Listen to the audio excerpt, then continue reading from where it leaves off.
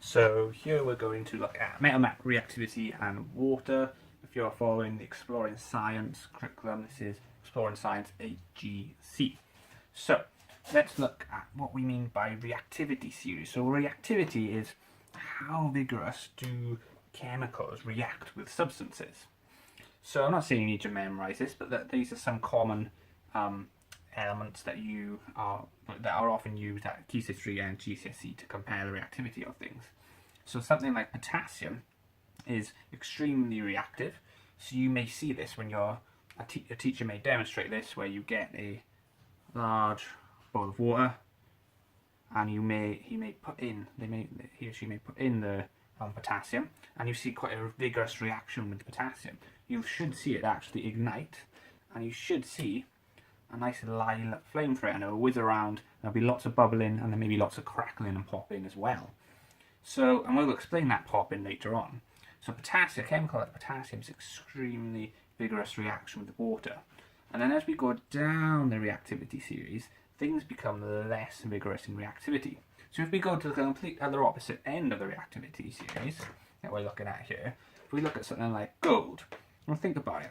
Gold lasts thousands of years. You can, they could dig up gold from the pharaohs and things. You can dig up gold from the Vikings and medieval times, and once you brush off the dirt, it's pretty much just the way you found it, because it does not react with anything. It does not react with the moisture, it does not react with the water in the ground, it does not react with oxygen in the air.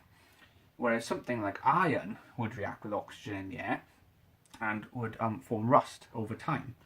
And other things as well, and would react at different levels. Higher up we go, the more they would react with something, the more vigorous they would react with the air and the water. So it's all very well as talking about it. You may want to Google and go on YouTube and look at some of these reactions with water for things like potassium, sodium, and lithium. And hopefully, your teacher will show you, especially the potassium one, because that's a really cool one to see. What about, how can we explain them scientifically?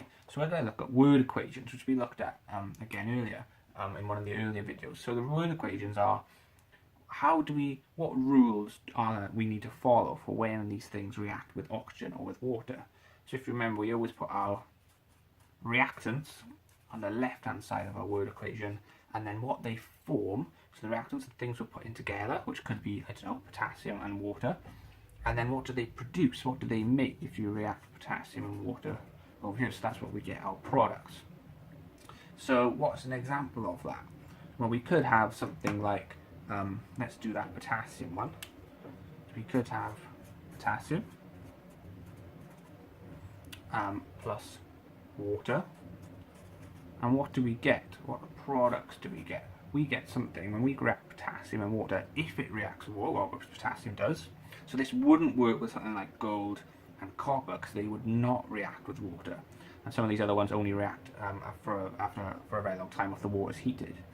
So we get potassium and water. We would get something like potassium hydroxide, plus we'd get a gas produced. We would get hydrogen produced. Okay. Now there is a general word equation for that. So reactants and products, what is, well, if we have a metal, and remember now it's only if the metal actually does react with water, metal plus water, it goes to, like we saw here, potassium hydroxide, it goes to it forms a metal hydroxide plus hydrogen. So for example, we saw that one with potassium, but what if we did sodium? So if we had sodium instead of potassium, we'd have sodium plus water. Well, what would we end up forming? Well, if we look at this one, we have metal hydroxide, so we have potassium hydroxide. So if we did sodium, we'd have sodium hydroxide plus hydrogen. Okay? So, well, how would you know it's hydrogen though?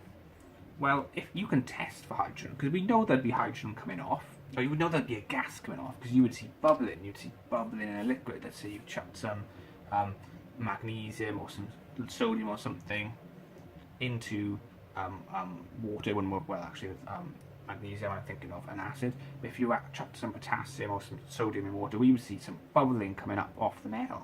So how would we test for that gas? How would we prove it's hydrogen? So if you could capture some of the hydrogen, either by putting your thumb over the test tube, or by putting a bung over it to cover it and collect up that gas, if you collect enough of that gas, you could put a lit splint.